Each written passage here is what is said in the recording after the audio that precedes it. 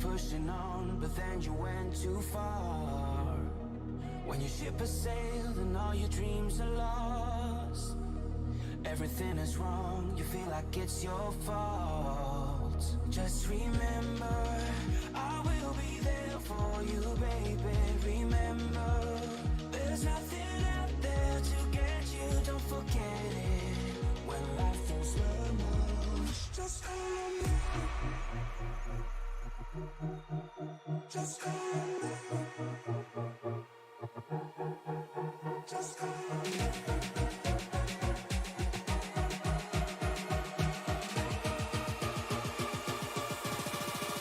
Just call on me.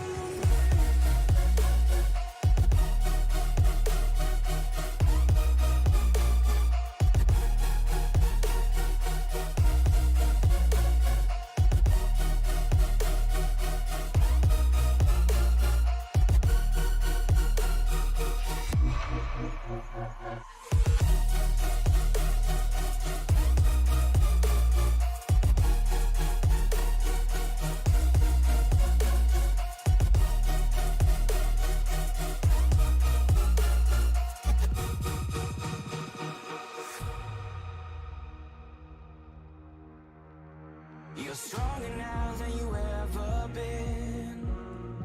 You gotta leave now, it's time to catch the wind. You will climb up high and look through the clouds, and when you're feeling low, I know you'll bounce back. Oh, and just remember, I will be there for you, baby. Remember, there's nothing out there to get you, don't forget it. When life throws lemons, just call on me. Just call on me. Just call on me.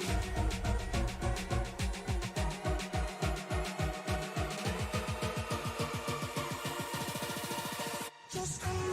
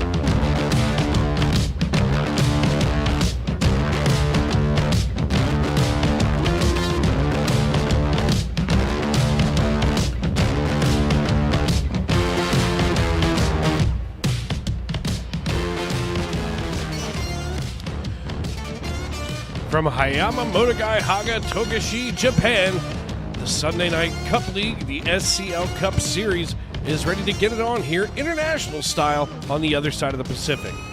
Good evening, everyone, and welcome to the Tony Trapasso Memorial Broadcast Booth as we have a treat for you tonight. All of the great broadcasters have their good partners. Of course, Pat Summerall had John Madden. Al Michaels had Chris Collinsworth.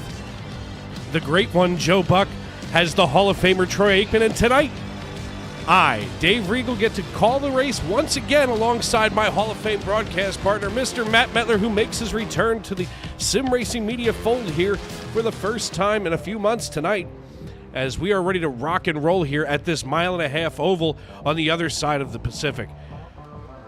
Right here from the Tony Trapasso Memorial Broadcast Booth, we'll be with you every step of the way, from the green flag to the checkered flag, right here on Sim Racing Media. And folks, I am so excited as we're waiting anxiously for the young man from Florida to slide here into the broadcast booth.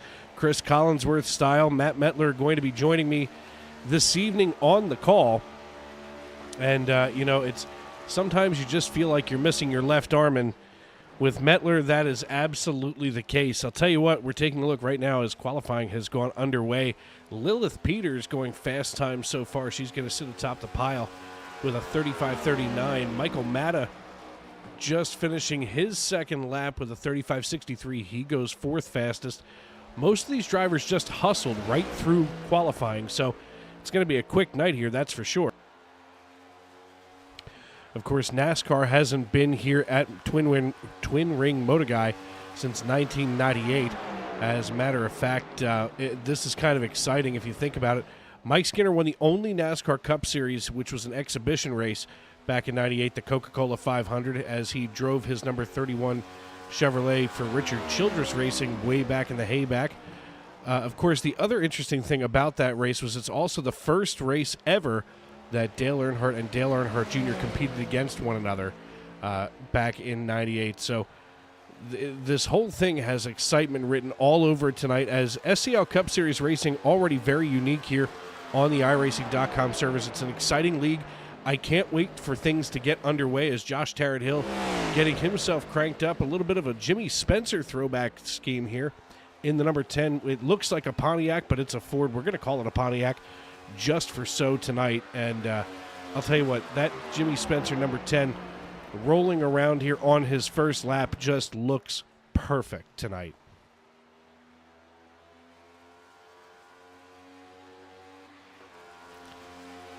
And I've waited a long time to say this as he slides into the broadcast booth. My partner is back alongside of me, as it should be.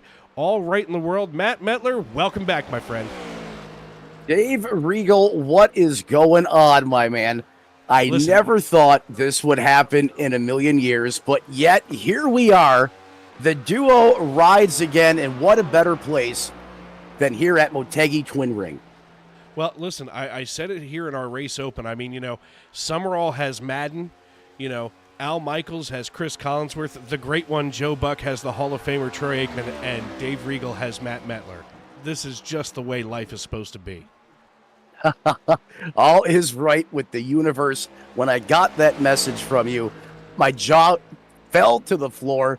I couldn't wait to get up here. I may have broke a couple laws on the way home, but hey, all worth it. It's fine. We're it's back Florida. Together up here. That's right.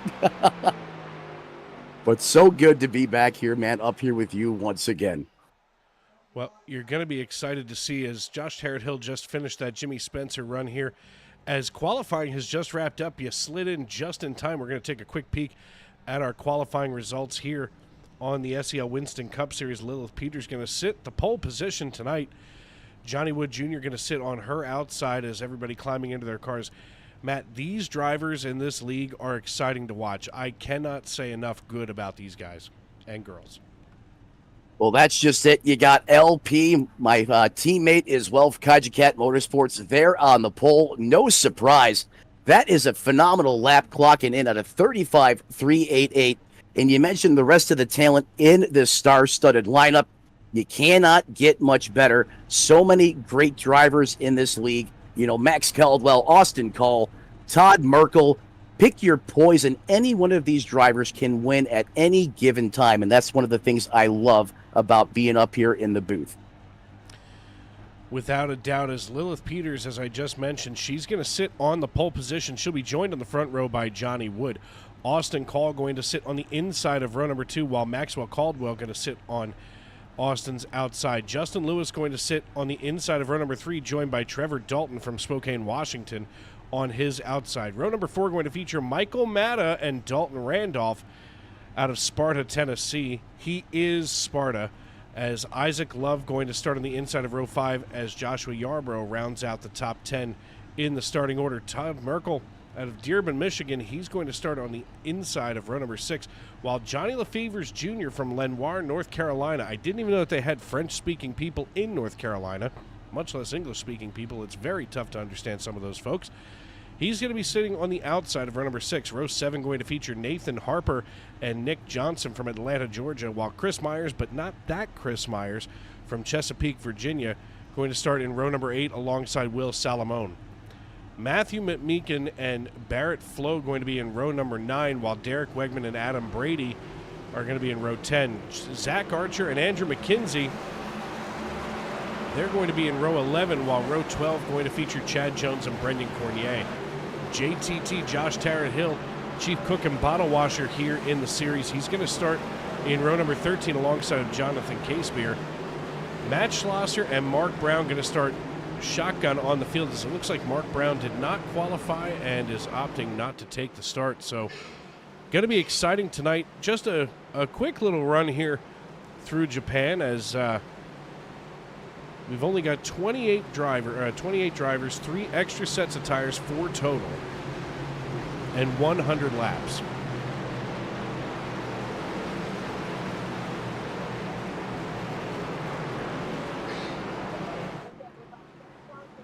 "100 laps," as Dave Regal was saying, as this field now rolling behind that iRacing.com pace car. Taking on Japan, a racetrack made famous in the 90s during the Gen 4 era, as those lights are still on, as this field's going to get racked and stacked here one more time. Everyone going to be chasing Lilith Peters here on the initial drop of the green flag. Want to thank everyone for joining us here live on SRM. And once again, Dave Regal, so glad to be back up here alongside you. Everything feels right with the world right now. It sure does. We're going to take a look in a few moments at our YouTube.com live chat. If you haven't done so already, make sure that you subscribe and turn on those bell notifications, as the Allen Experience is telling us to have a great show. And, of course, he's going to fill in there. Now, Joe Buck and Tim McCarver had nothing on Joe Buck and the Hall of Famer, Troy Aikman. I can't stress the Hall of Famer enough. But as we move out of turn number 2, we pass that pit exit. It's going to be an interesting race here tonight. 10 degrees the banking in the turns, so not really hard banked. It's basically 1.54 miles, so it's technically a mile and a halfer here as we move into turn number 3. Lilith Peters with control of the field, the iRacing.com pace car, bringing us into the 3-4 complex. You're going to like this, Matt, as we get ready to go. I know I'm excited. I know the drivers are excited. We see the 750 of Johnny Wood Jr. hovering just above Lilith. And as the iRacing.com pace car makes its hard left turn down pit road, the only thing left to do is it's time to wipe the visor and adjust the 5-point harness. Grandma, grab the ramen, because we're going to get it on here in Japan. Race fans, it's showtime! Green flag in the air as they fire into the turns 1 and 2 complex for the first time. Great run on the outside. Johnny Wood, as Lilith Peters slips and now has got a bumper full of Austin Call in the 18. Austin Call starting to slip back here. He's opening up the door for Maxwell Caldwell on the high side. He's got the 16 of Michael Maddock, giving him all but a bump draft here, coming through 3 and 4 as we roll back onto the front stretch. Johnny Wood Jr., he's going to control this. Going sideways. Here we go. And it's pandemonium on the front stretch. Oh, my. We're having some fun now. Yeah, we got a little squirrely there. Squirrely, that is an understatement, as we're going to take a look here at what brought this caution out here. We couldn't even get through one complete lap. We see the bump coming from Michael Matta just behind the 94. The 94 got just too loose and turns into an accordion effect right here, collecting, well, too many people to be comfortable. We're going to take one more look at this from the nose of the 94. If I can find him. As he got himself back rolling here. He might need a nose job after this one. Yeah. Here it goes. He takes the bump. He tries to get it. He's got it. He don't got it. I didn't even know that the Japanese had ballet, but that's kind of what that looked like. A little pirouette down the front stretch. Or some could say that the 7 there did a full-blown keg stand, as it just came flying into that inside retaining wall there. Big-time carnage here. Barely, took the green flag here, Dave, and already some big contenders are going to find themselves digging themselves out of a hole here early. Yeah, and I just forgot whether there should be a fast repair, I believe, and there it is. The 7 just getting upended. That number 27 Kodiak machine, driven by Trevor Dalton, he's not going to be a happy camper. We'll take a quick peek at this from his perspective. As you can tell, I've gotten a little bit better here with the old camera control. We can see that Trevor Dalton coming out of turn number 4. They checked up in front of him. He had no place to go. And T-bones the 7 of Justin Lewis. Yeah, as Tony Trapasso would say, how do you like your Waffle House hash browns? Smothered and covered, just like the 7 was there. We've already had don't stain your ride, use Tide moment of the race, and we're not even 2 miles into this thing. No, that's fairly accurate. I mean, here we are 3 laps in. Now, here's an interesting rule. I'm not sure if you're aware of this in the SCL Cup Series. After 6 cautions of side-by-side restarts, then we wind up going single-file restarts. So all of these drivers, of course, they'd like to run 100 clean laps, but right now they've only got a chance to run 98 clean laps. But these drivers don't want to hit that 6 because then it becomes single-file mayhem. Yep, and that totally changes the restart game should we have to go to that single-file restart. Hopefully these drivers, they've got the nerves and the jitters calmed down. Big incident like that, will check yourself mentally as a driver. Hopefully they can calm down a little bit, regain their composure as we get reset to go back live. Green flag racing here once again. Lilith Peters now going to flip-flop, and she's going to restart on the outside. The bottom's going to be piloted by that 75 of Johnny Wood Jr., Dave. Yes, sir. 69 degrees in the stands if you're here today in Motegi, Japan. 85 degrees on the asphalt, though, so there's plenty of grip down there. It's not like they're going to be slip-sliding around as if it's 110 degrees in Las Vegas. So we're going to see some close racing. We're not going to see too many drivers, out there sliding around. Do I see I don't know if it's that guts, but my goodness, there's a throwback to the days of yore. It is a throwback to Nitro Circus. Travis Pastrana when he was in the Xfinity Series. That's where I saw it. And there it goes. As the green flag waves, we're back underway here at Motegi. Johnny Wood jumps out in front of Lilith Peters again. He's decided that he wants to be the Pied Piper of Japan.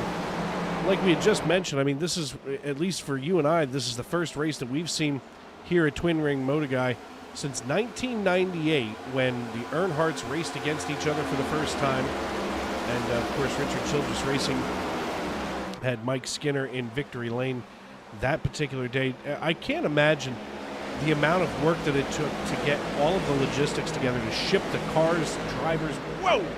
A bite of the wall, but we stay green for Matthew McMeekin. I can't imagine the logistics that it took back in the day to try to move all of that stuff to Japan.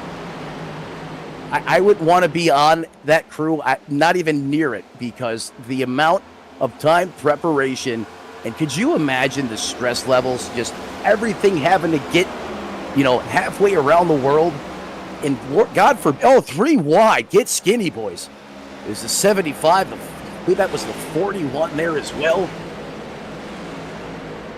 Chad Jones, whoa! Oh! There goes the 06 around. That's Andrew McKenzie, as we are under caution for the second time here. Oh, it's going to be a long night. We talk about, the logistics of trying to get these things moved. Yeah, he had the rear end just snap out on him. And boom went the proverbial dynamite.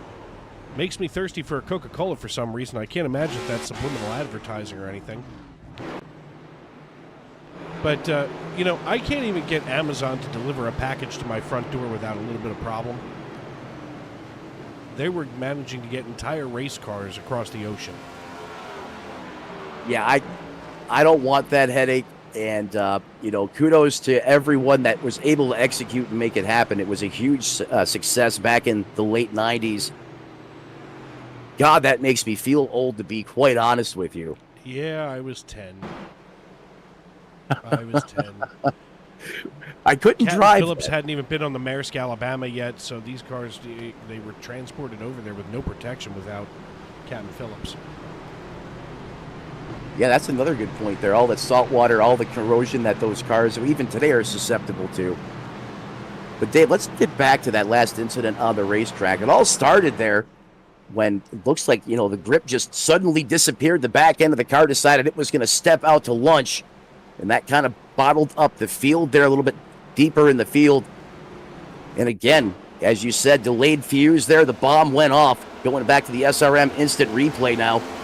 See, he tries to overcorrect it and loses it. He's able to slide down the track and lock it down there in the 90 machine. But unfortunately, after that incident, that shut off a chain reaction a little further down the front straightaway there. And once again, we have torn up race cars. Yeah, not the way that you want to start your night here, that's for sure, as we work lap number 9. So we're just about a tenth of the way through the race, but who's counting? As we are here at Twin Rim Motegi, Dave Regal and Matt Metler with you in the Tony Trapasso Memorial Broadcast booth. As Matt Metler makes his return to the SRM fold, I want to make sure that all of you here in the YouTube.com live chat are subscribing, turning on those bell notifications, because we've got 6... Yeah, Matt Metler's the new Florida man. No, he's the new old Florida man, Alan. But we've got 6 nights of racing here on Sim Racing Media. We could basically, you're busier than a one-armed paper hanger. That's right, Dave. 6 nights of high-octane, high-flying racing action right here on your #1 esports broadcasting source right here, only at SRM. Make sure you like, subscribe, become part of the family. It's as simple as hitting that like button, ringing the bell. Is that pace car getting its money's there tonight worth, Dave? Is it's led the field here more pacing laps than we've had green flag laps, I believe. Yeah, the pace car is going to wind up needing 4 tires and a tank of fuel before the end of this race at this rate. 2 cautions, 9 laps every 4.5 laps. About 25 if we stay on this pace. I can't foresee, but you know what? I don't foresee this being a regularity over the course of this 100 laps that we have scheduled to run tonight. These drivers are just too good throughout this series.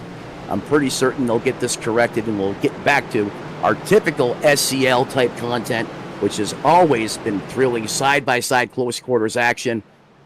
No change at the front of this thing. Lilith Peter is going to restart on that outside high line. And again, once again, that 75 machine going to be on the bottom, 750 of Wood. He's going to be the leader when we go back to green flag racing.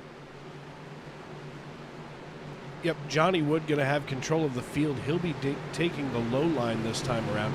He's followed by Austin Call in the 18. Austin Call has Michael Matt on his high side just behind Lilith Peters. So it's going to be an interesting restart. I don't think that we're going to see too much aggression this time. These drivers are going to want to come up to speed. I mean, at this point, 10 laps in and really only 2.5 green, those tires are basically unworn at this point. So, that's not a bad thing for grip. But also, you got to remember that those tires don't have a whole lot of heat in them. As the green flag flies, we're back underway here at Motegi. Back on the loud pedal, clicking through the gears one more time as we fire down back into 1. The 750 machine, Johnny Wood going to carry the torch. Lilith Peters in tow. She trails about a car length and a half. The next best battle on the racetracks for that 3rd place position is their side-by-side, Dave Regal. Austin Call and Dalton Randolph going at it.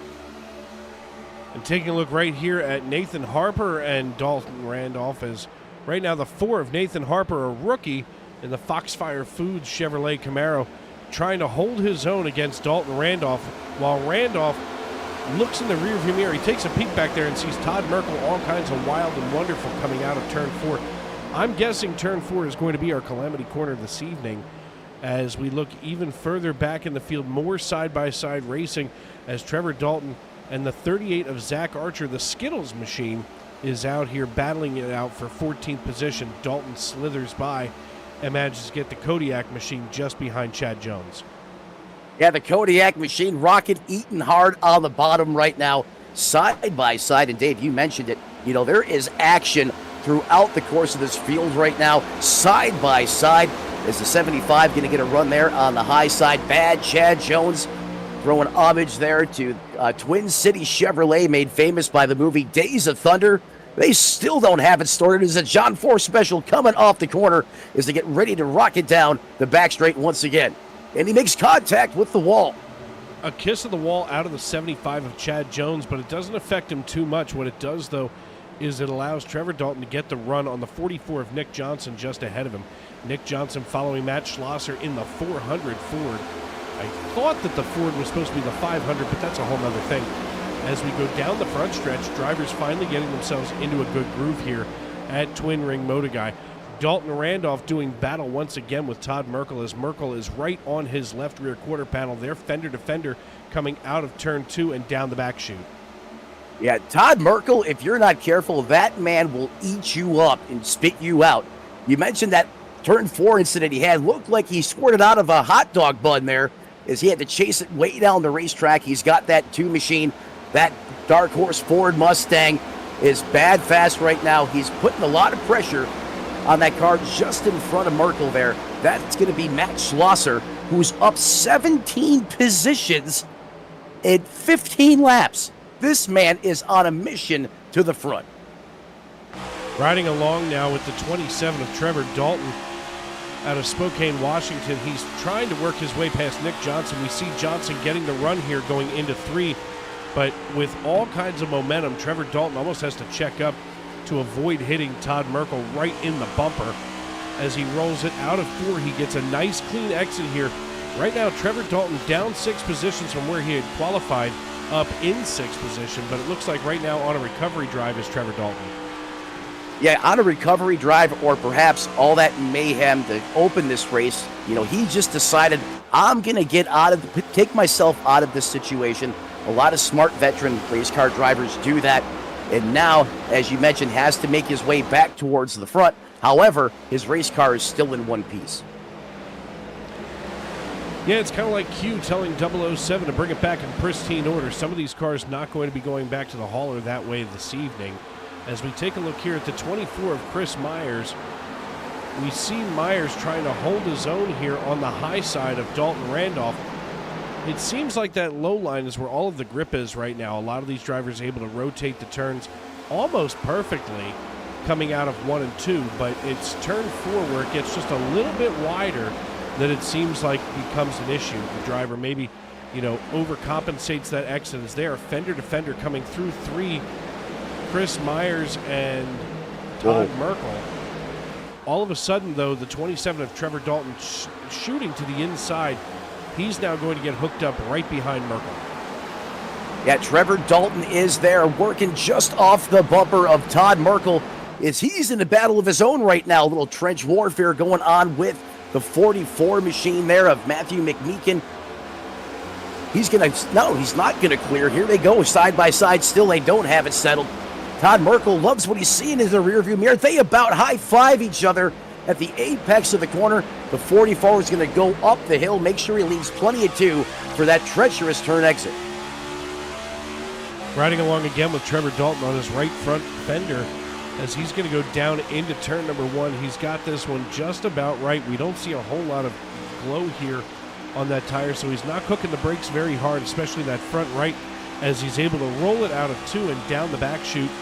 These drivers have now gotten themselves into a point where, they're going to be nice and easy does it, at least for the next several laps. Probably looking at a pit window of about 35 to 40 laps, give or take. So assuming that we don't see wholesale pit stops under caution, we're going to be looking for green flag pit stops in about 15 laps. And it's certainly shaping up that way now that we got, our nerves in check and just got the focus shifted to race mode here. It has been everything business related, since those 2 opening incidences early. We go to back up front. Johnny Wood making it look easy right now as he's continued to extend his lead over the one of Lilith Peters, almost 0.6 of a second. But Dave, Lilith Peters, the master of the long run, I would not be surprised if we see her challenging for the lead before green flag pit stops initiate. No, and just outside of Tampa is Lilith Peters in the Luna Steak Sauce machine. Foxfire Foods, of course, on the side tonight as well. And I'll tell you what, I watched her last week at Pocono, and it was a thing of beauty, quite frankly. And tonight, no different, as she's now opened up a 2-second even lead over Austin Call. And I'm curious to see if Austin Call is going to be able to start closing in on her. As we pull up the battle box here in the lower right-hand corner of your screen, we can see that gap now widening between Peters and Call. And, you know, she's not really gaining on Johnny Wood, but for the time being, kind of in a comfortable position here on the racetrack. Yeah, and you know, it's early. There's no reason to go out there and try to light the world on fire, potentially put yourself in a bad situation. It's all about race management right now, and that's exactly what LP is doing. As you mentioned, rides comfortably in that second place position. That driver behind her you mentioned, Austin Call, that man loves to be out in front, and if he's got a car that's capable of putting up scorching lap times, he'll always be in it to win it and hard on the loud pedal. Love the way the 18 always attacks the racetrack, makes it really fun to watch, especially when you're up here in the SRM broadcast booth. Yes, sir, as we see Austin Call now feathering the throttle, not really on the brake that much, so we're not trail braking all too heavy. Maybe a little bit as we saw that throttle start to blip just a little. But as he hauls it down turn one, or down the front stretch into turn one, 173 miles per hour into the turn, he backs off the throttle again and goes down to 142, 140. So, you know, at this stage in the race, I mean, he's just out here hitting his marks, logging laps, and not creating any problems. The problems, though, are going to be back here as it looks like Zach Archer and Isaac Love are going to be going at it hammer and tongs early, just behind Chad Jones and Nick Johnson. These four cars battling it out for at least two different positions as we work lap number 25 of 100. Dave Riegel and Matt Mentler up in the Sim Racing Media broadcast booth. Whoa, that was a little close. I want to welcome you in this evening to the YouTube.com live chat. Let us know who you're pulling for and what you're looking for tonight, as Rhett Wood is cheering on Johnny Wood here, who leads our race right now on lap number 25. Yeah, we appreciate you sounding off in the chat. And because of that, we'll help get your driver some more airtime. So make sure you let us know you're there, and we'll help you support your driver as well. Always Lilith Peters makes a random mistake there and catches a piece of the wall. You seen that plume of white smoke? Yeah, let's go for it. We see Lilith just come out of turn four, a little wild there. And, you know, that's uncharacteristic of her, as she usually drives quite a clean car. We'll take a look right here from the hood. And here comes the rub. Boom, right on exit. Perhaps trying to just get a little too much off the corner there. And, you know, this track is very inviting. These corners are wide. It's kind of like, you know, Auto Club's, you know, baby brother, if you will. And that racetrack, you know, it's hard as a race car driver because you want to attack that corner. It makes you feel very confident on corner entry. You know, as a driver, you want to send it in, but you don't have that banking to help that car load up and, you know, and to rotate. And because of that, it's really easy to try to be a little too over-aggressive, especially on exit. And with this next-gen race car, forget about it. It's going to turn into a snowplow, and I think that's what happened there to Lilith Peters, as she caught a piece of the wall coming off of one, or off of two, I'm sorry. Chad Jones here, in the 75, kind of in the middle of a mess right now, as there's 8 whoa! Speak of the devil. Oh! There goes Chad Jones. That's going to leave a mark. He stays on the apron moving forward. Let's take a look and see what happened here. As we get a chance to ride along with Chad Jones coming in. Whoa. Now we've got to look at that from a different perspective, that's for sure. That wasn't really a great camera angle. We'll try this one here.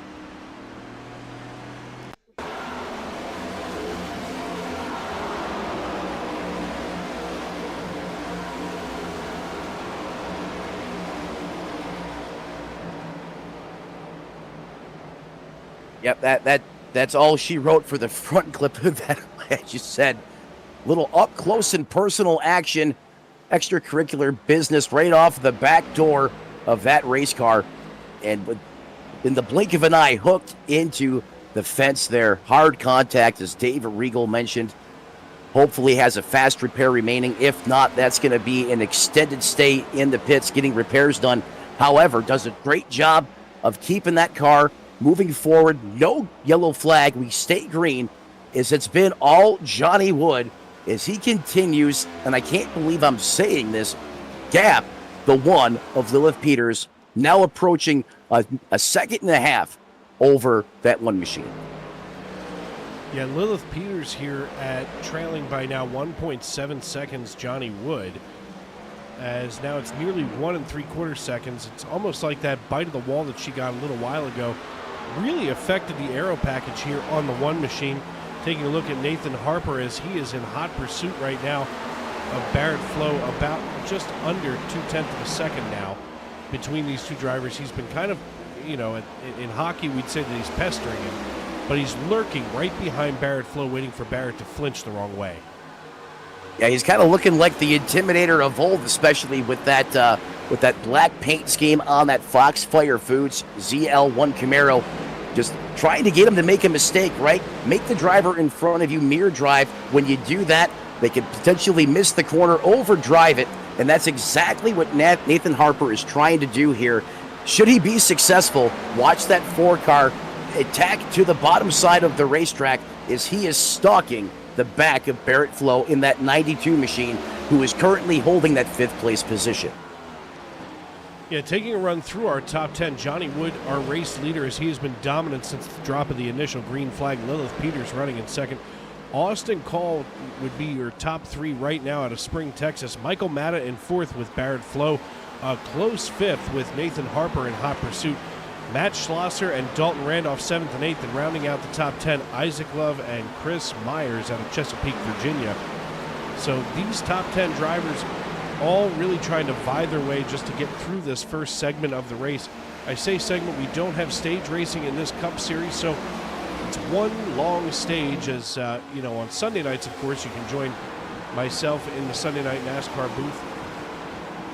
And, of course, we have stage racing, and they're 100% length races. It's exhausting for the drivers and the voice of the microphone. And I'll tell you what, last night, man, I know you didn't have a great night on the track, but, still exciting racing here on Sim Racing Media. Couldn't have said it better myself, Dave. 100%, and you're right. That's grueling on the driver. It's kind of stressful, too, especially someone like me that, is not on the same playing field as a lot of the big names in that series. But nonetheless, was happy to be out there last night and gain a couple positions on the racetrack until I tried to be a hero, stay out there late, and 2 tires came and bit me, and probably sent me home in about that 35th place position. But Matt Schlosser here, he has been slicing through this field, making it look easy. 20 positions now inside the top 10. Something tells me, Dave, he could be a factor in this before it is over. Well, iRacing says he's a factor right now. He's kind of comfy here with some distance between himself and Harper ahead and Randolph behind.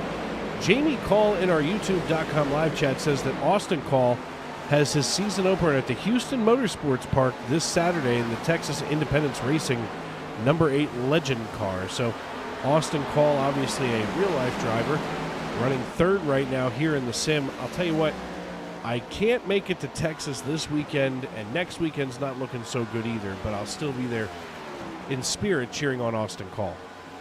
And if you're live on the broadcast right now, tuning in on our YouTube channel, you're in Texas, in that area, get out there, support the cause.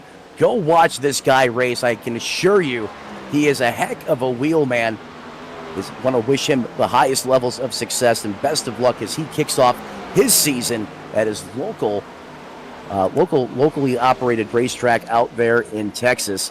As he currently runs in that 3rd place position, even with the board where he started. But hey, Dave, not a bad day when you're sitting there in a podium spot. Yeah, especially with 1.2 seconds ahead of you, 4.2 seconds behind you. You're in a nice, comfy position. There's nothing crazy going on. As I see Brendan Cornier and Josh Tarrant-Hill duking it out for the last position on the lead lap. Josh Tarrant-Hill in that Johnny Benson number 10 Valvoline Pontiac. I'm going to say Pontiac just because he's got it painted just right.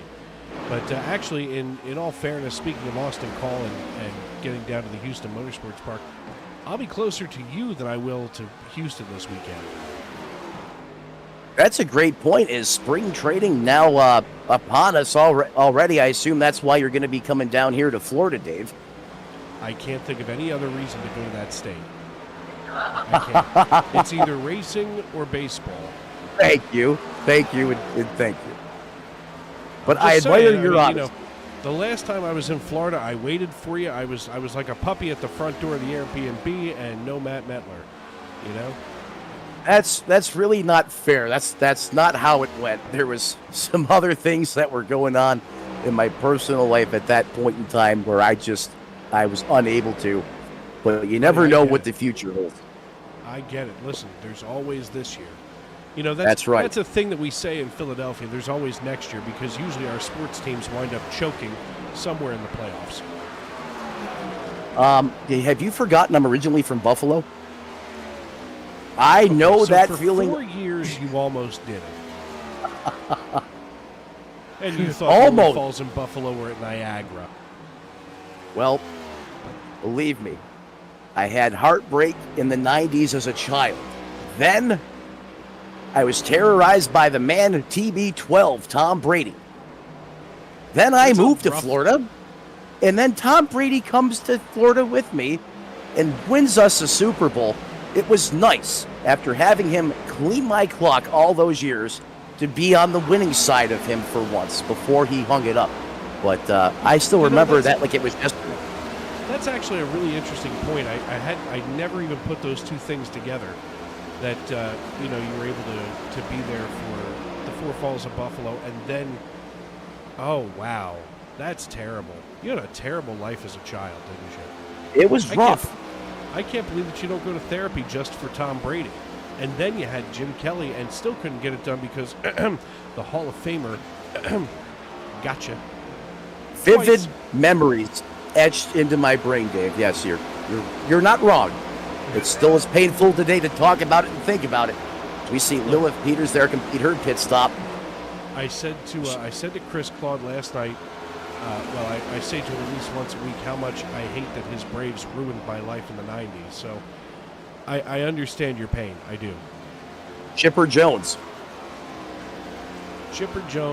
and Greg Maddux just destroyed me.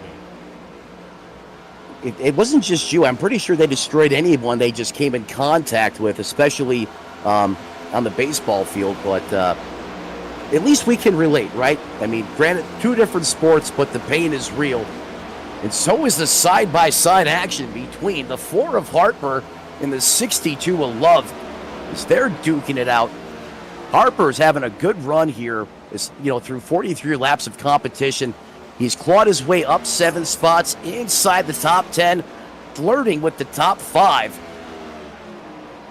Having a great run here as he continues to run that middle groove. Oh, here comes the 62 getting loose. That opens the door for Nathan Harper to secure away 6th position with no fight intended. Yeah, Love almost unleashed on the fence there as that car was pointed at a 45-degree angle. Did a great job getting on the wheel and getting at the race vehicle pointed straight. We're smothered and covered here once again at 6. 44 laps. Sorry, go ahead. Oh, go ahead, man. 45 laps into this thing. Yeah, 45 laps into this thing, and Johnny Wood still controlling the field. Austin Call now running in second with Michael Matta in third. Lilith Peters being one of the first drivers to come down pit road. She came down and laid off about a 30, let me check here. Lilith Peters had a 14-second pit stop, so obviously that rub of the wall wasn't what affected her to run in second position for so long. So Johnny Wood Jr. still our race leader. He's got Well, at this point, he's got a windshield that's not necessarily full of Austin Call. He's got 5 seconds as the gaps are really starting to take effect right now.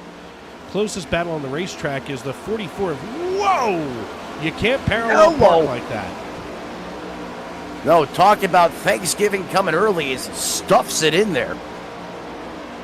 Bet you his eyes were bigger than a deer in the headlights. We keep it clean, though. The headlights is never what you want to see, as Dalton Randolph now going to be on the high side of Nick Johnson in the Fanatec number 44 Chevrolet Camaro. It looks like Johnson not really able to get any kind of gain here easily, as all of a sudden out of nowhere, Nathan Harper just dropped down and threw the block in front of him. I love it. He's making that Ford machine as wide as a school bus. As he, like you said, he threw the chop block. Now he's going to give him the lane. Probably thought better of it. Ooh, as he comes down and tries to side draft and pin him down there. I thought perhaps Harper was going to let him roll on by, but not without a fight again as we go on board with Dalton Randolph from Spartan, Tennessee in the 26. Gives you a good representation of just how close and how tight this battle for that 6th place position is on the racetrack. And we can hear the way that Dalton gets off. Wow. Nearly making contact with Nathan Harper, the rookie. But we can hear just how far off the throttle Dalton Randolph gets. So obviously he knows that those tires have absolutely had it. But at this point, he doesn't want to come down alone. And basically the top 8 drivers haven't been down pit road at all. Trevor Dalton and Maxwell Caldwell each came down on 2 and 8. That rounds out your top 10. But there's an angry pack of Hornets deeper in the field that want a chance to compete for this win. Yeah, absolutely. And that all starts with one of the drivers that you mentioned, Austin Call, Max Caldwell in that group as well, that 94 machine who runs in that 10th place position. These guys on fresh rubber, Dr. Feelgood's under them, and they are turning some lap times here once again, as we can see how much of a fall off there is over the course of 49 laps. His last time by, Johnny Wood ran a 36-31 compared to some of these guys on newer tires that are just inside, that 35-second lap time, or I'm sorry, 35-43, for example. So, certainly there's some give up here over the course of this long green flag run that we've seen. Yeah, we're going to take a look right here on the left side of your screen at the last lap times that most of these drivers ran. Now, we can see the 36.59 that Johnny Wood just laid down as your race leader. Now, his best time was 35.59, exactly 1 second behind. And, lap times are really going to start to fall off. We can see pretty consistently here that Wood and Call are starting to run a little bit slower as we get further and further into this race. We take a look at the Delta here. It started with a 5-second gap, and it's starting to close itself off. Yeah, it's starting to get choked up there, but while all is said and done at the end of the day, Johnny Wood Jr. is in a different zip code right now.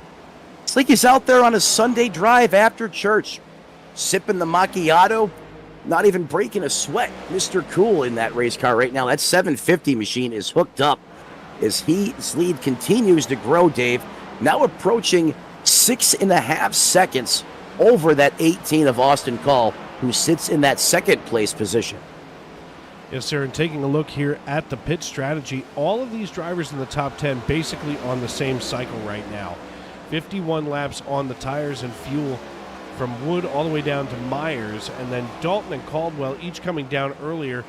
Dalton coming down on lap 2, and Caldwell coming down on lap 5 last. So pretty much everybody here on that same cycle. We're going to start to see these guys maybe sweat a little bit here as they're trying to make this on one stop, and it might be doable, Matt.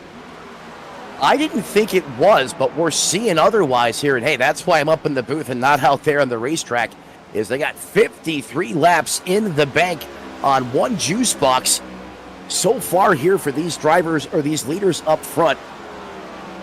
But Dave, I have to imagine that we have to be flirting with fumes here at any given moment. Is you see now the 750 going to peel off and come down pit road. Pit sequence starts now for the leaders here at the front. Let's see if we have any big changes here as they come down during green flag conditions. Johnny Wood Jr., the only car in the lead pack here, or the lead group, coming down pit road as he's going to leave Austin Call and Michael Matta out there. Chris Myers kissing the inside wall just a little bit. We stay green. At this point, Johnny Wood doesn't want to see that caution come out because he'll wind up trapped a lap down. So he's going to get 4 tires and attack a go fast here on lap number 54. And we are going to take a pit stop as well here on 54. Ladies and gentlemen, you're watching the SCL Winston Cup Series live on Sim Racing Media. Austin Call coming down pit road. We'll be right back after these messages.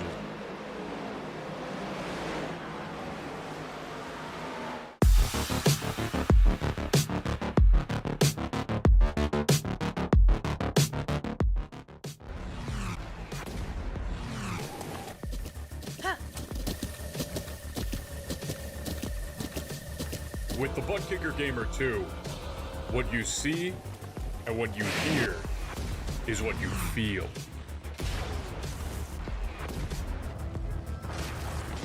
Butt Kicker. The future is feeling.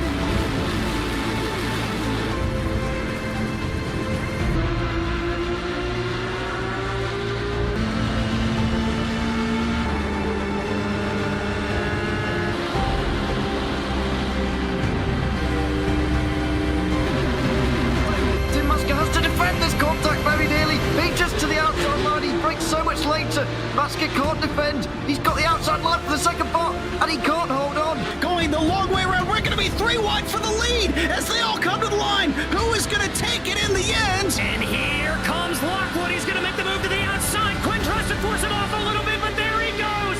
It's going to be side by side through turn 1. Will he be able to cover him off? He does.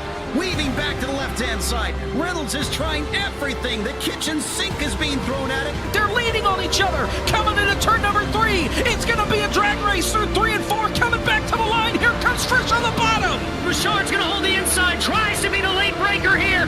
They're going to be side by side through the final chicane. They bang doors, but keep it clean. As they're still 4 wide on the run down into the back straightaway. Demerit's looking for a line as well. What is going on in Michigan? Novak into the fence. They're still beating and banging. Oh and to the line. He is much faster coming through there. Is there damage on Challenger? Abramitis is ahead. There's going to be a race to the line. Who is going to get it?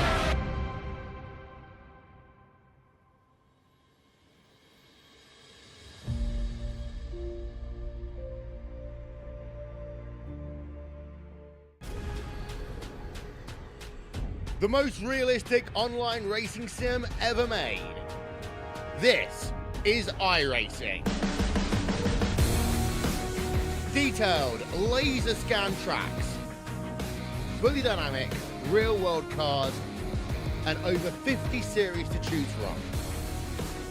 6 online world championships offering over $400,000 in annual prizes. This is the original esport racing game. This is iRacing.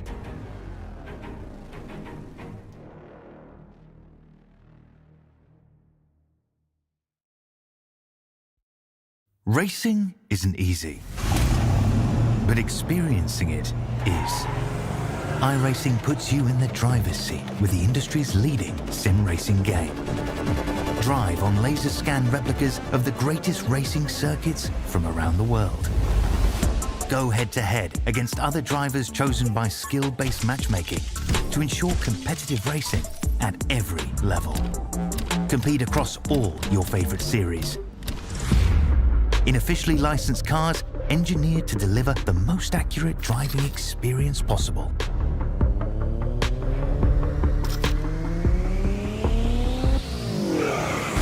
Join a race or host your own with players from across the globe.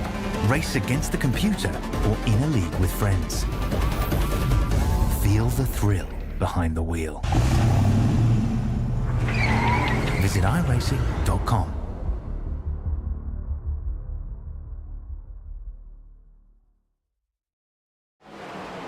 Welcome back to Twin Ring Motegi here in Japan as Michael Matta, your current race leader, out here on 63-lap-old tires. Dave Riegel and Matt Metler with you here in the Tony Trapasso Memorial Broadcast booth as we got the old band back together just for you folks here on SCL Cup Series action.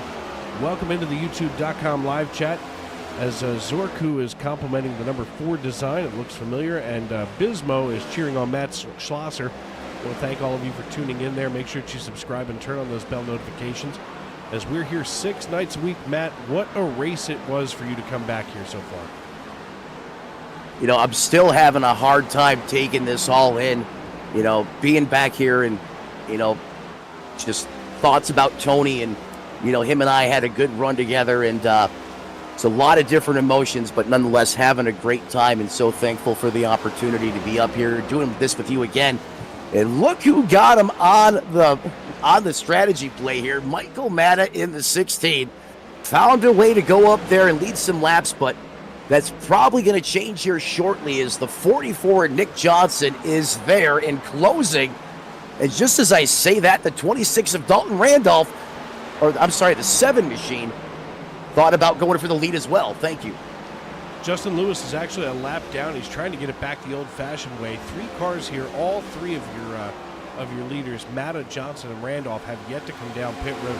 Trevor Dalton was last out on lap 2, so that doesn't really count. And Todd Merkel rounds out the top 5. He hasn't been down pit road yet. So obviously, and just as I say that, here comes Nick Johnson. That's going to leave Michael Matta all alone for a little while, as there's about 4.3 seconds between himself and Dalton Randolph. Trevor Dalton in hot pursuit as well, but it's going to be a while before he gets up there. Michael Matta in the guts, number 16 Ford Mustang, leads the way. Yeah, that dark horse is going places, and he is taking it into what I would consider, for myself, uncharted territory as he continues to stay out there and kind of pitch a completely different strategy in the 16 camp than we've seen virtually from anyone else in this race. That margin, that cushion that he has, well, that's about to go out the window as he comes down pit road, gets it down to that pit road speed at the commitment cone as he sets sights for his box. Got to stop all 4 tires inside those white lines. If you go over, got to back it up. That's costly time, as that's going to now give the lead back to Dalton Randolph in the 26 machine. And Trevor Dalton is going to go back to that second place possession. Johnny Wood Jr., who led most of this race, now in third, Dave. Dalton Randolph, now your race leader. I'm looking to see if he's maybe cutting the throttle here. He's not. So he's still out here running that original fuel from the beginning of this race. He's now going to haul it down pit road. Obviously, he squeezed every drop of fuel out of the 26. He's going to be followed by the 27 of Trevor Dalton. So Dalton Randolph and Trevor Dalton, wow, that can get confusing after a while. Yes, it can. Come down pit road together. That's going to cycle Johnny Wood and Lilith Peters back up into the race lead. Lilith Peters back quite a ways, 6 seconds, as a matter of fact, behind Johnny Wood. Yeah, I mean, pretty much now we're cycling back to where we almost left off. Johnny Wood Jr. carrying the torch. Lilith Peters trying to find a way to run him down.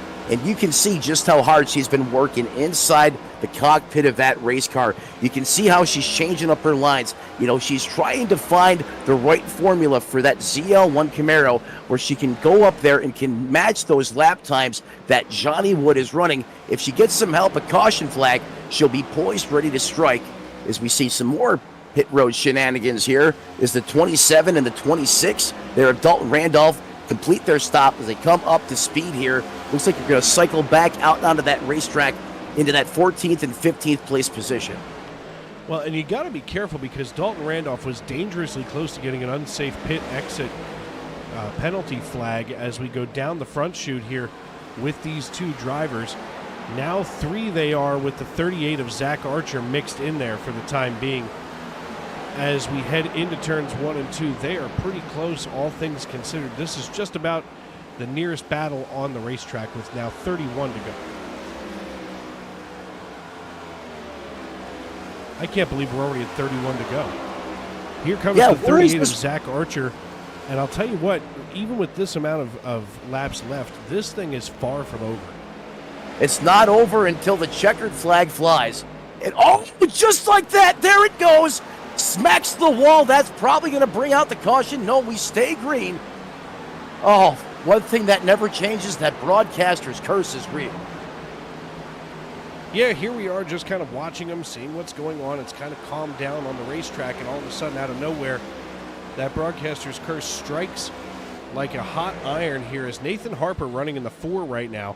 He's leading Adam Brady by about almost 4/10 of a second. These two drivers have been together for a long time tonight. Our biggest mover of the night so far in the plus column is Matt Schlosser here in the 400 Ford Mustang. And I'll tell you what, Schlosser has worked his way up from 27th here into 6th position. He's going the right direction. The wrong direction, however, belongs to Dalton Randolph running in 18th position. He started in 8th, and now, after those pit cycles have now completed, he's running way back in 18th as Johnny Wood, your race leader, continues to pace the field with Lilith Peters almost 8 seconds back now. Yeah, almost. In fact, now it is 8 seconds back, but still don't want to take away from another great one for that number 1 ZL1 Camaro being piloted by the one and only LP. I heard you mention Zorko in the YouTube chat. Want to give a shout out to him as well. Good friend of mine. Ton of respect for him. And he manages, operates some of the greatest teams here in the iRacing NASCAR Spectrum circuit, however you want to put it. Is Lilith Peters there from Tampa, Florida, basically the opposite side of the state from where I am, about 90 miles west. And again, mention Kaiju Cat 1, get 10% off Luna's Steak Sauce with every order. And Dave, if you haven't had it, it's pretty darn good.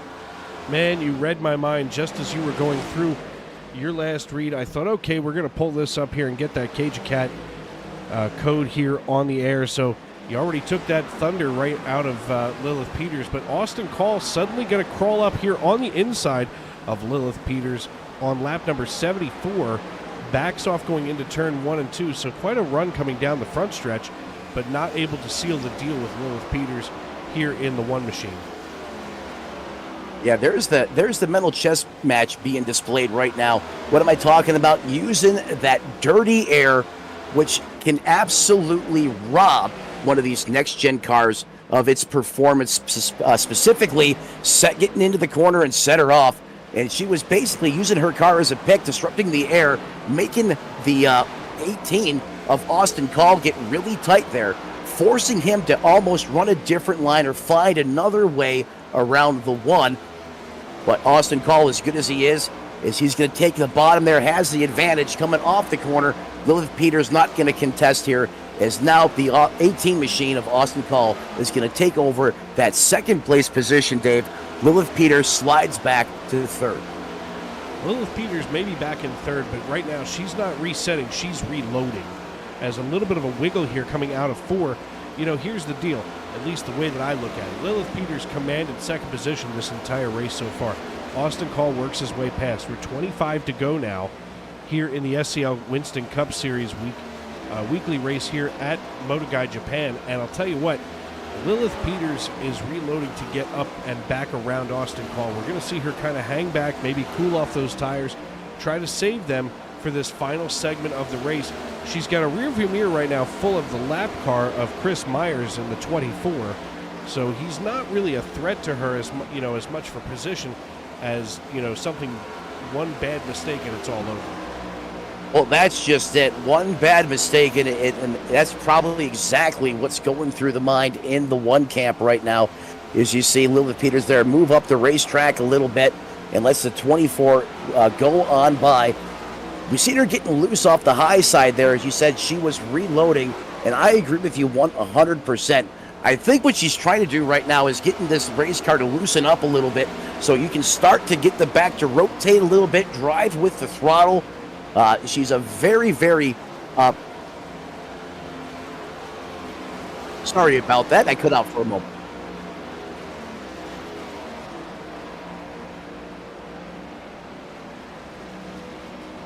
And caution back out of the racetrack, as I apologize there, a little bit of a microphone hiccup.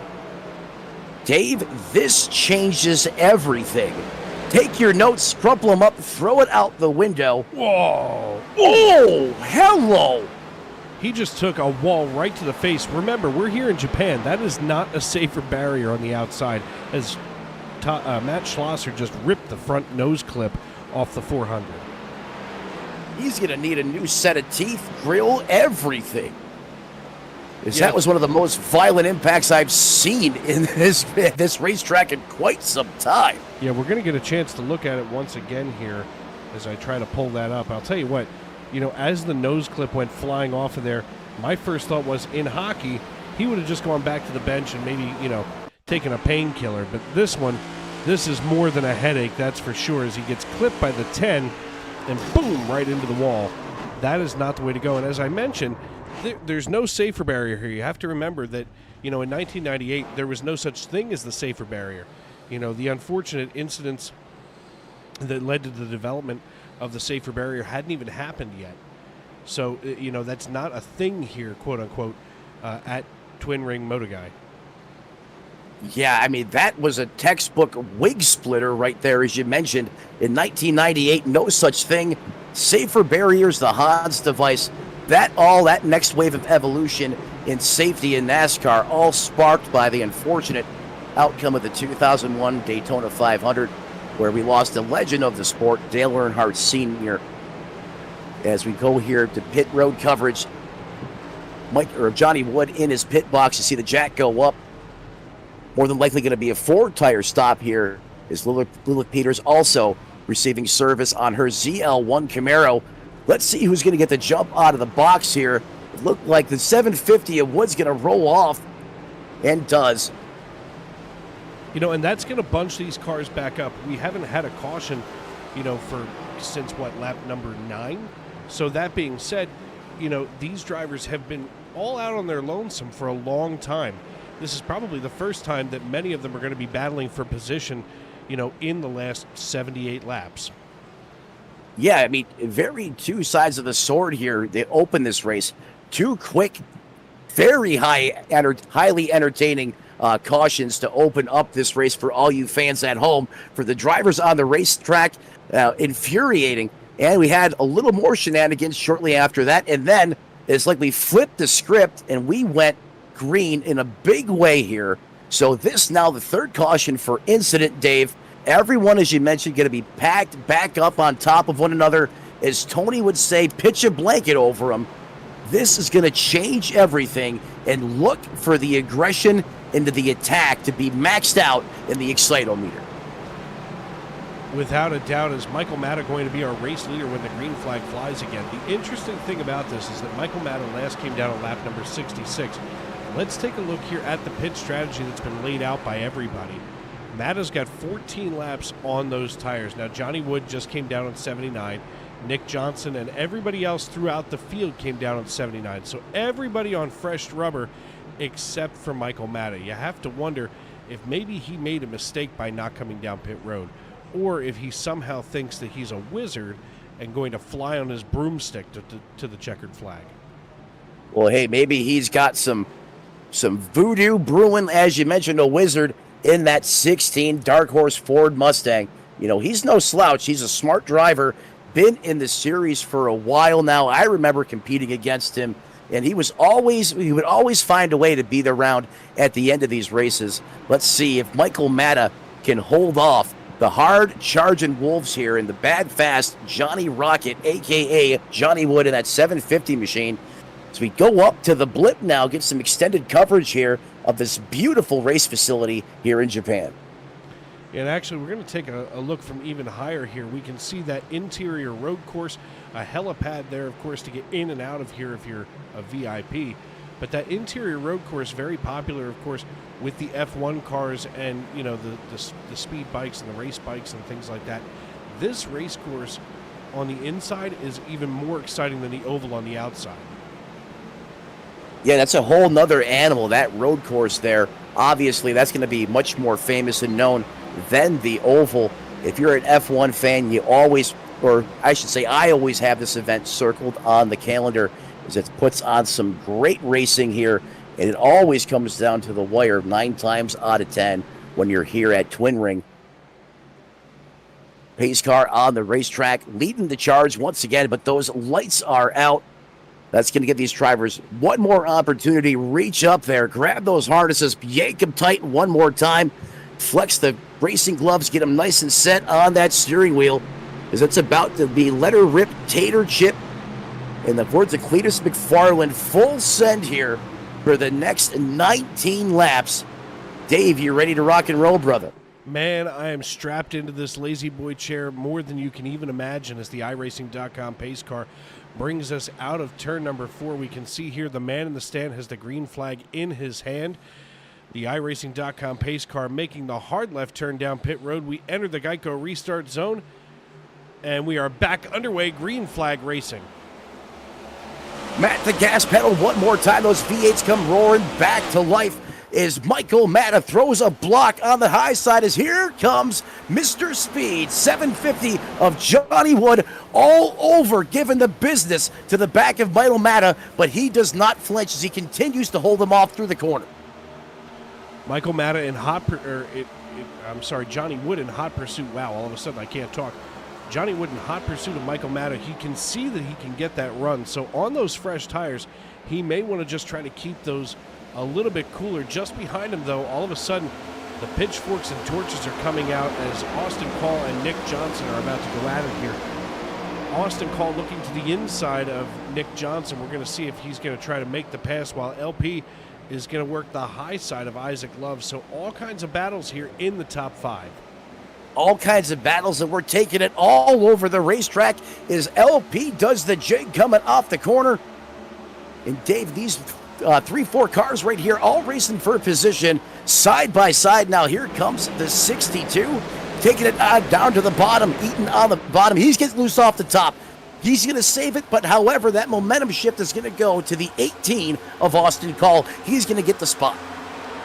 Isaac Love now working just underneath the 92 of Barrett Flo. They are side by side, getting ready to exchange phone numbers as we are just that close here on the racetrack. Looks like Isaac Love going to secure away 5th position, so he will get up into the top 5. They're starting to get a little squirrely back here deeper in the field.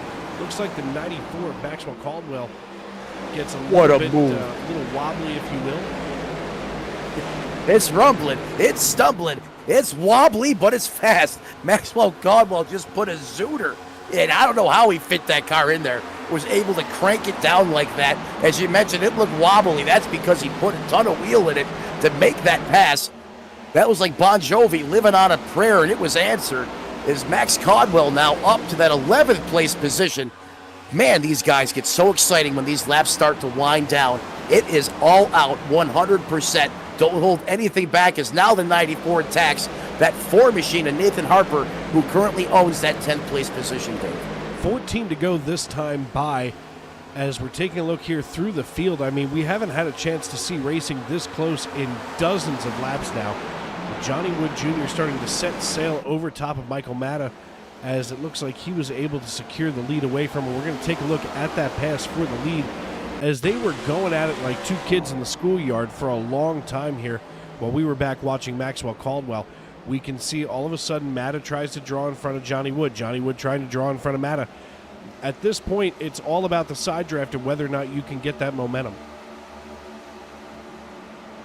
Yeah, well said, Dave. Couldn't agree with you more. Absolutely. And those drivers, you can see them trying to execute a little bit better than the other as they were sending shots back and forth going down that back straightaway, and they still don't have it settled. New fast lap of the race. Guess who?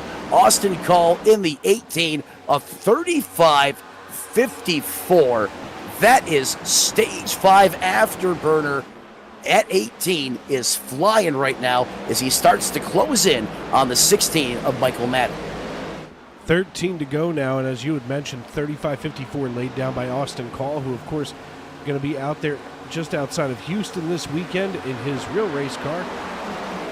Once again, looks like Rhett Wood cheering on Johnny Wood, floating the valves around that MF.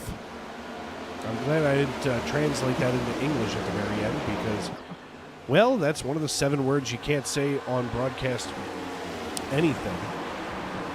As Johnny Wood Jr. now opening up a 7/10 of a second lead over Austin Call. The battle still raging back here for Zach Archer, however, as Archer trying to get his way around the 27 of Trevor Dalton and the 41 of Matt McMeekin. These drivers aren't ready to hang it up tonight just yet, even as we go all but 3. Whoa, there they go! Whoa! What a save of the night for the 41. We're going to take a look at that. Oh, my. That could not possibly have been any closer now with 11 to go. We're going to take a quick peek at it from high Zach up in Archer. the blimp. We go to the blimp. Zach Archer said, hey, taste the rainbow. Gives them a shot. Oh, that was definitely a double shot. And here it is. We're going to see this from McMeekin. We're going to see the 41 just come right down in front of Zach Archer. And somehow McMeekin winds up saving that. I had the ability, the privilege to watch Matthew McMeekin drive in other series. This man performs miracles behind the times. It is incredible some of the saves that this cat can pull off. And I've had to learn that when McMeekin gets in a bad situation, he can just do things other drivers can't. And some of the saves, and you'll see this as you, watch him progress and grow in this series, Dave. He can really get a race car out of a bad situation. It's actually incredible to watch him do what he does. As we're going to widen things out a little bit, you can see the leader there now, Wood doing what he did virtually all race long, and that is continue to increase his lead over that second place position, still being controlled by that 18 of Austin Call. Nick Johnson resides in third. Isaiah Love up to that 4th place position, and Barrett Flo up 13 spots in 5th, rounds out the top 5 as they run right now as caution back out on the racetrack. Adam Brady already towing it on down to pit road as we're going to take a look and see what happened here that brought out the caution flag. We can see Adam Brady in the 21 right in the middle of your screen. He's going to get, the kiss of death from the 77 of Joshua Yarbrough. I hope he didn't have any dinner plans. No, you can't eat when you have no teeth, that's for sure. A little bit of Wild Bill's beef jerky. When I seen that car get out of shape, I said to myself, I hope it doesn't get any easier. Well, and I just want to run this back for just a hot second. Folks, you can see... Okay, I just need you to pause here. It does not want to cooperate. Folks, that is not a water barrel that we see at a traditional American racetrack. That is just some aluminum wrapped around some tires with a prayer. That car absolutely smoked. If he's in a full motion simulator, he's currently laying on top of a model. Yeah, he got chucked about 50 feet. Hopefully he didn't have his thumbs in the holes of a direct drive wheel as well, because that probably would lead to either a sprain or a break, almost guaranteed. As Dave mentioned, one of the hardest hits you'll ever see coming onto pit road is you don't have sand or water in those barrels. That man literally met sheet metal with sheet metal. Is 7 laps to go. A late caution here. Going to almost turn this into a Friday night old school last chance qualifier showdown, perhaps, as Zach Wood continues to be the man with the plan here at Twin Ring Motegi. When we come back, Green Flag Racing, there's going to be just 4 laps left here in this piece, so we aren't necessarily at NASCAR overtime levels yet, but the heat is turned up to feel just like that. And I mean, I've seen a couple of races go overtime over the last few weeks, and this is the period in the race that basically all the bets are off. All of your teammates are on their own, as Sid Caesar told Clark Griswold. And at this stage, it's time to go full send. Yeah, absolutely. I agree with you 100%, Dave. You know, as a driver, that mental switch flips. Your eyes see red. You're hyper-focused. You have no friends. You have no teammates. You are a one-man army out there on the racetrack, and you will stop at nothing to be the first one to that checkered flag, because that's what it's all about at the end of the day. And you can betcha everyone on the racetrack, all these competitors have the dial set to kill, as those lights now should be going out on the pace car this time by. It is about to get hot and heavy here at Twin Ring. Everybody getting ready to go side by side here as we cross the start-finish line. The lights are going to stay on. Oh. Okay. Well, that'll be different. We'll go through that top 10. Johnny Wood going to lead us back to green whenever that happens to happen. Austin Call going to follow him in second position. Nick Johnson, Isaac Love, Barrett Flo, Michael Matta, Matt Schlosser, Justin Lewis, and Maxwell Caldwell, along with Matthew McMeekin, going to make up your top 10. So these drivers are getting ready to, check those gloves, make sure everything is right. And, you mentioned it earlier, and I didn't have a second to try to slide it in there, but if you're going to tighten up the Velcro on those gloves, make sure that they're not webbed like Joey Logano. Yeah. Thanks to modern technology, that lasted not even the whole length of a qualified session before they DQ'd him. But look, if you ain't, go ahead. You got to tip your cap to the guy for trying. You ain't trying if you ain't cheating. That's a saying of old, and it's still relevant today. Yes, it's a lot harder with the current next-gen car. You're not making any parts hardly at all in-house. NASCAR is going to tech and inspect every inch of that race car. So it makes it really hard to slide something under the radar on the actual race car. So now, what are we going to do? We're going to modify the driver's, race suit or race attire. And Joey Logano tried, and a massive fail. But it shows that level of desire to win and compete is still there in the sport. Well said, sir. As we're going to be 3 laps to go, so this will be like NASCAR overtime when we go back green flag racing. So we'll just be a little bit shy of that marker. The green flag is going to fly. We're going to race around. When we hit that 1 to go, the next flag will end the race. So hopefully we can get this thing done in the next 3 laps, as these drivers have worked a long time tonight to get to this stage in the race. They have all the grueling, grinding laps, the side-by-side battles, pit stops on pit road, have primed them for this 4-lap showdown here across the pond, across the Pacific Ocean. Across the pond is Britain in Japan, live here tonight on SRM. I'm going to have to look that up. I'm not sure what we call Japan. Is that across? I mean, you say across the Pacific, but is it? Or is it a pond? What is it? Do we call it a pond? Usually the pond reference is going, across the Atlantic when you're talking about, right.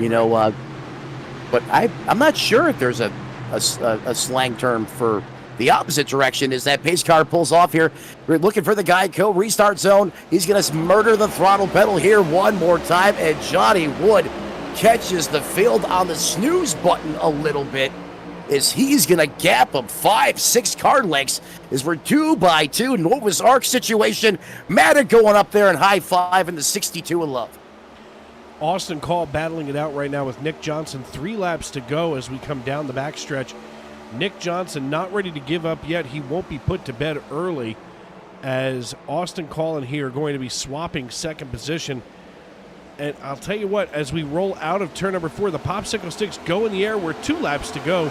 These drivers are just starting the race now. Many of them have been waiting all night long just to see this stage in the race. They're getting to the point right now where, all bets are off, that's for sure, as Nick Johnson and Austin Call get it sorted out. But all of a sudden, the 62 of Isaac Love wants to harass Austin Call. Oh, and someone just got put into the wall right behind the 62 of Love. as someone went up in a blaze of glory. We stay green, though, as Nick Johnson, Austin Call, and Isaac Love continue to duke it out. But Johnny Wood takes the white flag one more time for the Rocket here as he takes it down low through the turns 1 and 2 complex for the final time tonight. He's going to swing off the corner here and rocket down the backstretch, Dave. Down the backstretch we come here. Final lap as the white flag has waved. The popsicle sticks are down.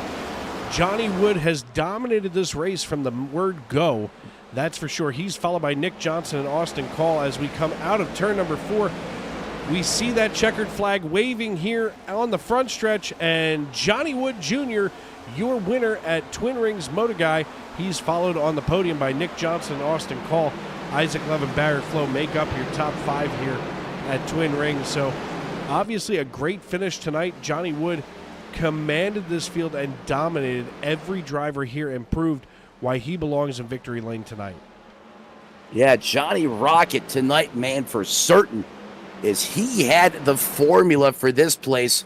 Just, I mean, he couldn't have done any better, in my opinion. A darn near flawless race tonight by the 750 machine, as he was the class of the field, as Dave mentioned, all night tonight.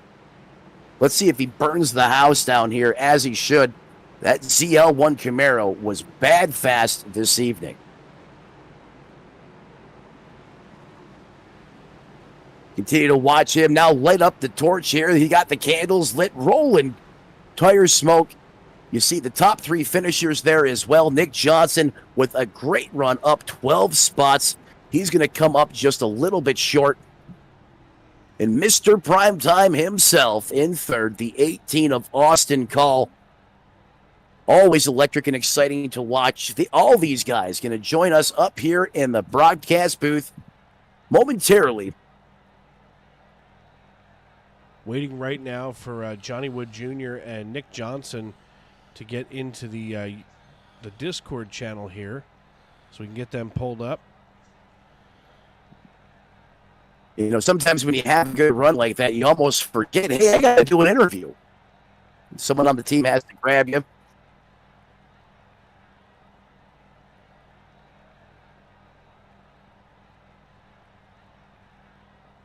Johnny Wood Jr., it's Dave Regal up in the broadcast booth. You got a copy? Yep. Can you hear me? Yes, sir. Listen, man, what a great finish for the 750 tonight as you showed everybody why you deserve to be in victory lane. How are you feeling tonight after this run?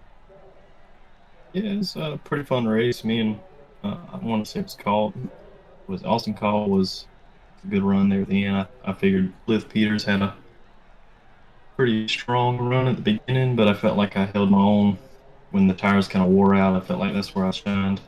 And then that kind of gave me that good 6-second gap, I guess, to stretch out there. But then we had a few cautions that kind of reeled us back in. It was kind of the same thing, same tactic I'd done last season. I won the one here last season, just splitting it at halfway, and then we had a surprise caution, so clearly we had to come down on pit road. There's no way I'd go out there with 40-lap-old tires. Yeah, I mean, you wound up having everything go your way, and at the end of the day, you secure the win. Now, you talked about Lilith Peters. How did you manage to overcome her so early, and then just maintain this thing? I mean, long story short, you wound up doing this on basically what would have been one stop. You turned it into 3 after that late caution. But how do you explain dominating LP the way that you did? Yeah, I mean, getting into turn 1 and side drafting, and then kind of fooling them to drive it in too hard, and then you apply more brakes than they do, so then they feel like they're gonna kind of charge into you, so then you're like, psych, and you kind of drive off the corner. I totally. Because you kind of like diamond the corner. They wash up and then you diamond it. When they are sideways, you've planted the car, and then you drive off and they're continuing sliding. So that's kind of how. And you got to be aggressive on restarts here. This is me and Maxwell was in the test session like last Thursday or Friday or something like that, and we figured that it was definitely a track position race. Track position it was, and obviously you had the best position of all, P1 here at the conclusion. Before we cut you loose, who do you need to thank for tonight's run? Yeah, I want to thank everybody that's listening. My dad, my cousin Justin, I know him and his state trooper buddies and all. I have to shout them out. They've been watching for the past few weeks. So I want to thank them for steady watching, and you guys to put these things on. So. All right, my friend. Well, listen, congratulations. I will not be with you next week, but I'm sure you're going to be dominant regardless. So good luck, and I will see you in 2 weeks. Alrighty, awesome. Thank you. All right, and Matt, I believe up next, you're going to have, of course, now I can't move Johnny out of here. There we go. Up next, you're going to have P2 finisher Nick Johnson. Go ahead. Well, hey. Chevrolets dominate the top two here at Twin Ring. Nick Johnson in the 44 put on one heck of a show. You had your hands full at times tonight. You were in the thick of it and able to pilot that race car out of the storm into a well-shown second-place finish. Nick Johnson, how were you able to pull that off tonight? I think most of my advantage just kind of came from the long run speed. I really felt like once we got 15, 20 laps on the tires, I was able to kind of walk away and make some passes and take advantage of people who were starting to slide all over the place. I was hoping. Oh, I'm sorry. No, it's okay. I cut you off there. Keep going. I was just going to say that I felt like on that last run, if we had had a couple more laps, I would have been able to take advantage of that advantage that I had. But yeah, we didn't have enough laps. Yeah, that's exactly what I was going to ask you, and you answered my question if you wanted to see that continue to stay green. But, Nick, let's talk about, the tire wear and tire strategy here. You mentioned a lot of other drivers started getting loose off the corner. It seemed like that was really amplified coming off of 4.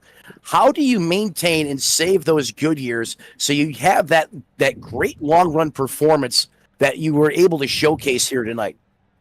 I think I just started to back the corners up a little bit more and really be kind of gracious on the tires on the entry, especially going into 3. You could kind of overburn the right front trying to get it to nose down. I was using the brake a little bit, and I was getting the rear to rotate a little bit better through the center of the turn, and that's kind of where I was making up all my time, especially as the tires got older. So sometimes slower is faster, especially in this next-gen race car with this current configuration. She tends to get really upset if you burn off that right front or that right rear. Again, congratulations on an excellent showing here in Japan. Nick, before we cut you loose, who do you want to thank who helps you get it done on Team 44? Well, I just want to thank all my family and friends who check out the stream. Thank you guys at SRM. I've got a couple of new sponsors on deck. I want to thank my friends over at Smile Clothing for hopping on the car this season, and got a new paint scheme coming here, but it's going to come a little later in the season, so you guys will check it out there in a couple races. Hey, we look forward to seeing all the new merch and the new paint drops here in the future. That's the second place finisher, Nick Johnson, driver of the 44 ZL1 Chevrolet Camaro. Dave Regal, back to you, bud.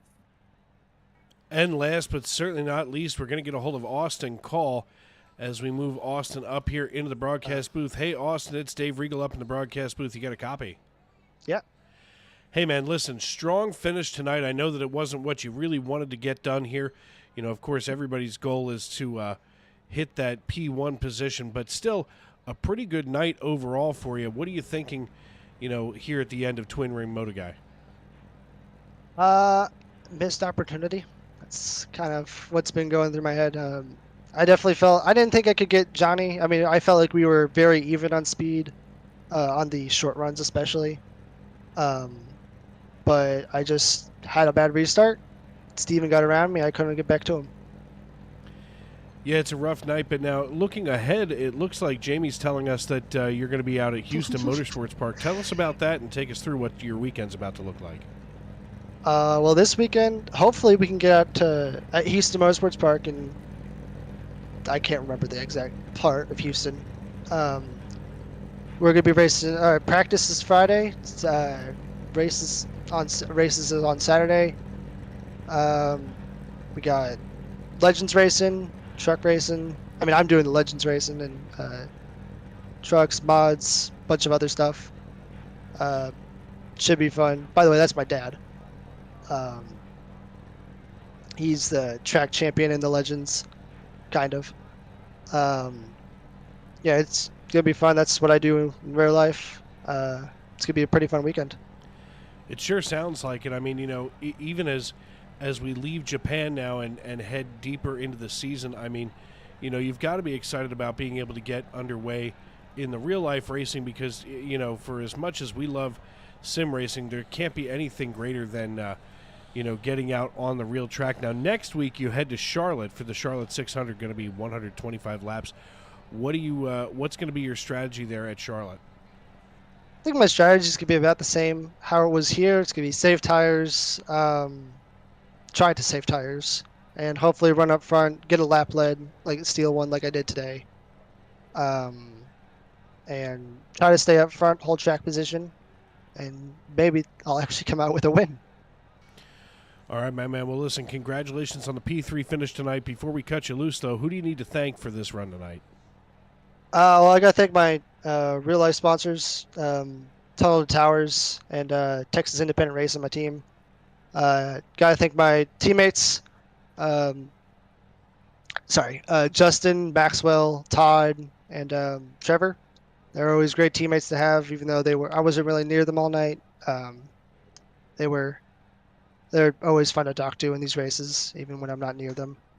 Got to thank my parents for letting me do this every day, especially my dad, because he lets me now race real life stuff. And on here, pretty much, I think this week I'm going to be racing 6 days, both virtually and real life. So, yeah. That's a long time in the seat, my man. Yeah, it's kind of my outside of school. It's kind of my entire life and work. It's kind of my entire thing. Trust me, I totally get it. But yeah. Go ahead. I was gonna. My grandma, she watches all these races. And, I don't know if she's watching tonight, but she's always here. All right, my man. Well, listen, congratulations on the P3 finish tonight. You'll see. I'm not sure who's going to be sitting in my seat next week, but good luck at Charlotte and good luck this weekend in Houston. Thank you. Thank you. Well, Matt, another one in the books here in the SCL Cup Series, and for your return, this was quite a finish. Man, it's everything I hope for and more. Still surreal and thankful for the opportunity, and great to be back up in the SRM booth with you once again, my friend. Still thinking about Tony, man. It hits harder than I thought it would, but we got one more thing left to do, and that's go through the final rundown here tonight, Dave. Your winner here, we heard from him. The Rocket Man, Johnny Wood Jr. in that 750 comes home first. Nick Johnson, a strong second in the 44. And Austin Call rides out the top three there in the 18 machine. Isaac Love, Barrett Flo, Justin Lewis, Max Caldwell, Matt Schlosser, Zach Archer, and Matthew McMeekin round out your top 10. Lilith Peters comes home 11th, while Derek Wegman resides in 12th. Brendan Cornier comes home 13th. 14th belongs to Dalton Randolph. And rounding out the top 15, the myth, the legend, the Merc, Todd Merkel comes home in that Tomb Ride in rounding out your top 15.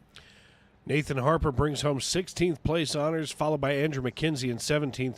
Michael Matta and Jonathan Casabir finish 18th and 19th. Rounding out the top 20 is Joshua Yarborough, with Johnny Lefevers Jr. just behind him, bringing the 45 home in 21st. Trevor Dalton and JTT Josh Tarrant Hill finished 22nd and 23rd, while Ronnie Hurst and Chris Myers, but not that Chris Myers, finished 24th and 25th. Adam Brady, Chad Jones, and Will Salamone round out the rest of the field down to 28th position. And I'll tell you what, each of these drivers, whether they finished first or 28th, earned the checkered flag tonight. There was a lot going on the racetrack. There was a lot of, action from start to finish, and we even got to see them bunch up one more time before the end of this piece. So this race was everything that I hoped it would be, as this is my first trip to Motegi. So want to thank everybody for making us a part of their evening here on Sim Racing Media. I'm Dave Riegel. He's Matt Metler. And as you walk down the road of life, please don't play in traffic. Good night, everybody.